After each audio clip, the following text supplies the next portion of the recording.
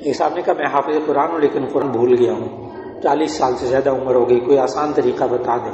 بہت آسان طریقہ، قرآن بھول جائے کوئی بندہ، ڈاکٹر بن جاتے ہیں، انجینئر بن جاتے ہیں، اتنے عمر گزر جاتی ہے، اسسٹنٹ پروفیسر ماشاءاللہ سرجن بن گئے، وہ آ کر کہتے ہیں مجھے مولا بچپن میں والد صاحب نے قرآن حفظ کروایا تھا، پھر میڈیکل میں چلا گیا، باہر پڑھنے چلا گیا، قرآن بھول گیا، میں مجرم سمجھتا ہوں اپنے آپ کو۔ میں نے کہا کوئی حرج کی بات نہیں، ہو گیا اس پر توبہ اور استغفار۔ کہ اب کیا کروں؟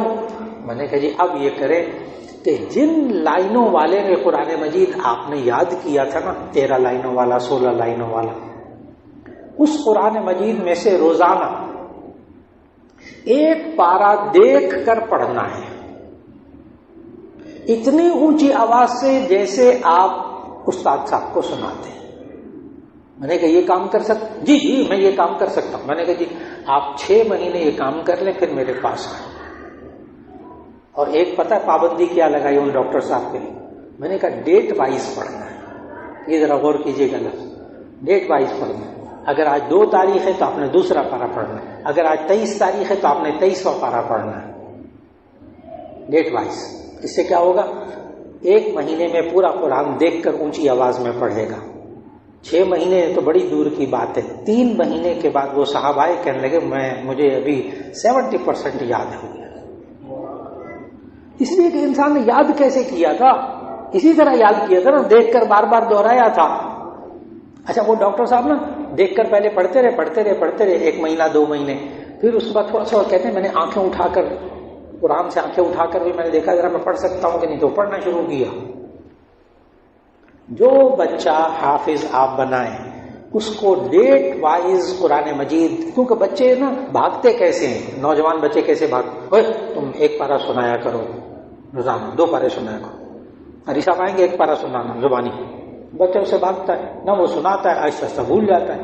اور اگر دیکھ کر پڑھنا ہو، اس سے تو کوئی نہیں جان چھڑاتا نا بھائی بچوں، میں نے کہا کسی کو نہ سناؤ، دیکھ کر 1 پارہ اونچی آواز سے اکیلے بیٹھ کے پڑھ لیا کرو۔ اور اس میں پتہ کل کتنے منٹ لگیں گے؟ 20 منٹ، گھڑی دیکھ کے 20 منٹ قرآن واپس آ جائے گا۔ ایک صاحب ابھی بہت بڑی کمپنی کے مالک ہیں، تو کسی کام سے جانا ہوا ان کے پاس، کچھ خریدنا تھا کیا، تو وہ مجھے تنہائی میں بٹھا کر نا، اچھا خاصے بال سفید ہو گئے، داڑھی بھی نہیں تھی، مجھے کہنے کہ میرے بچے بھی جوان ہو گئے، شادیاں کرنی ہیں، میرے ماں باپ نے مجھے بچپن میں حفظ کروایا تھا، بالکل بھول چکا ہوں۔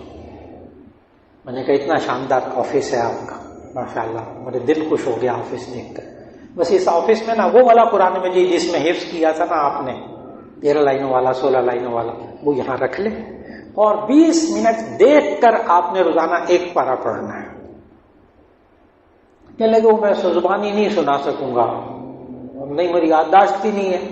میں نے کہا جی میں نے کب کہا زبانی پڑھے؟ میں نے کہا دیکھ کر آپ اونچی آواز سے، دفتر بند کر کے، آفس اتنا شاندار ہے اس میں بیٹھ کے آپ نے پڑھنا ہے۔ یقین جانے اس ملاقات کے بعد 6-7 مہینے کے بعد انہوں نے کہا کہ مجھے قرآن یاد ہے، یعنی یاد ہو گیا، کہہ رہے مجھے یاد ہے۔ اور پھر اس بندے نے کیا کیا، زندہ ہے ابھی وہ بندہ، اس بندے نے اپنی اس بلڈنگ، بڑی بلڈنگ ہے اچھا خاصا ماشاءاللہ، اس میں 1 کمرہ مخصوص کر دیا، اور آنے والے رمضان میں پیچھے سارے ورکروں کو کھڑا کیا، خود قرآن تراویح میں پڑھایا، اور داڑھی بھی رکھ لی، کر کے دیکھ لیجیے۔ السلام علیکم ورحمۃ اللہ۔